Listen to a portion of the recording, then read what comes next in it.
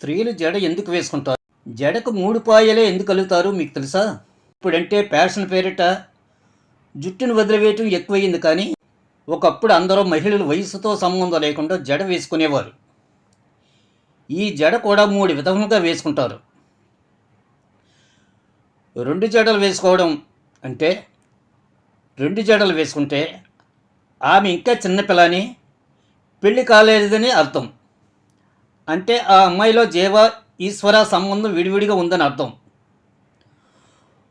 ఒక జడ వేసుకోవడం పెళ్ళైన ఆడపిల్లలు మొత్తం జుట్టుని కలిపివేసి ఒకటే జడగా వేసుకునేవారు. అంటే ఆమె తన జీవేశ్వరుని చేరి వివాహం చేసుకుని భర్తతో కలిసి ఉంటుందని అర్థం. ముడిపెట్టుకోవడం, జుట్టును ముడి వేసుకుని కొప్పులో పెట్టుకుంటుంది అంటే ఆమెకు సంతానం కూడా ఉందని, అన్ని బాధ్యతలు మోస్తూ గుట్టుగా ముడుచుకుందని అర్థం. అయితే ఒక జడ వేసుకున్నా, 2 జడలు వేసుకున్నా, చివరకు కొప్పు పెట్టుకున్నా కూడా జుట్టును 3 పాయలుగా విడదీసి త్రివేణి సంగమంలో కలుపుతూ అల్లేవారు.